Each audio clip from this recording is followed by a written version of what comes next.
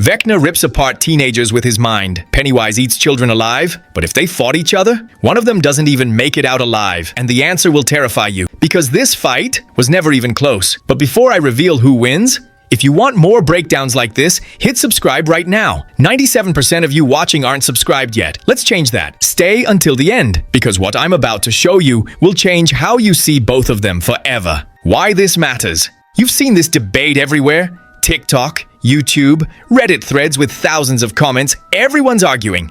But here's what nobody's explaining. This isn't a fight between equals. This is a human villain versus something that shouldn't exist. And by the end of this video, you'll understand exactly why Vecna never stood a chance. Let's break it down, step by step. The misunderstanding. Most people treat this like a normal versus battle.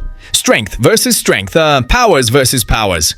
Who's faster? Who's smarter? That's the first mistake, because Pennywise and Vecna aren't rivals of the same type. One is a psychic human villain, the other is an ancient cosmic entity that's been feeding since before Earth had a name. Think of it like this: Vecna is the apex predator of the human mind. Pennywise? He's the extinction event. This isn't a rivalry, it's a misunderstanding of scale. So let's establish what each of them actually does. Vecna's real power. Let's be fair to Vecna first, because he is terrifying. Vecna doesn't just kill you, he invades your mind, finds your darkest trauma, your deepest guilt, and he uses it to tear you apart from the inside. He doesn't need to touch you, he doesn't even need to be near you. He breaks into your consciousness and creates a nightmare you can't escape. Max almost died because he found her guilt over Billy. Chrissy died because he weaponized her shame. Fred died because Vecna turned his regret into a death sentence. This is Vecna's genius. He doesn't overpower you physically first, he destroys you mentally, then your body follows. Against humans, Vecna is unstoppable. But here's the critical question. What happens when his victim isn't human? What Pennywise actually is? Pennywise is not just a clown, that's the costume, the bait. Underneath, he is it.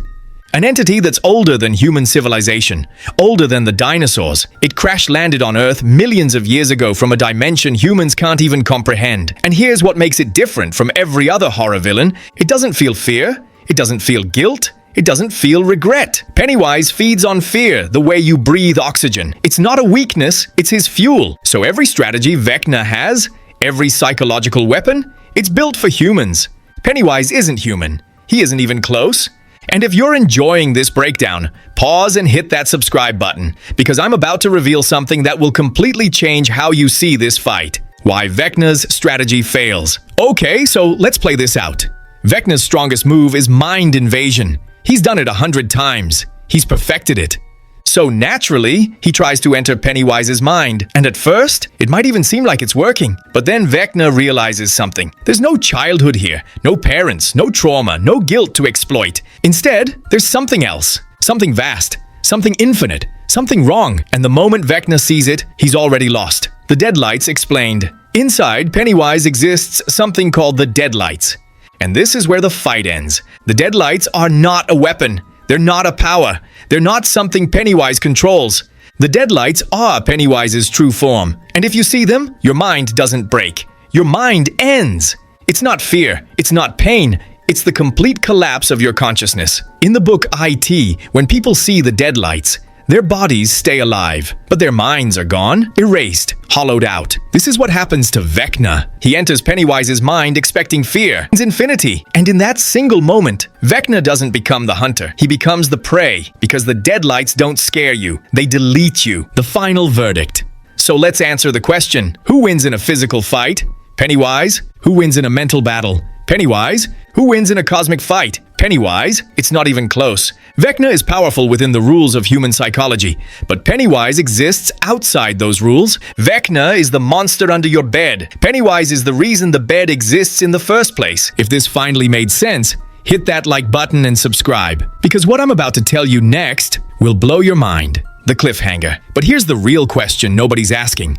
What if Pennywise stopped holding back? What if IT stopped playing with its food? Because everything we just talked about, that's Pennywise, toying with his victims. If IT unleashed its full power, there wouldn't be a fight. I'll explain that in part 2, but only if you subscribe right now. Hit that subscribe button. Turn on notifications. Because part 2 reveals something about Pennywise that will absolutely terrify you. Comment who you think really wins below. I'm reading every single comment and replying. And if you made it this far without subscribing, what are you waiting for? Part 2 drops next week. Don't miss it.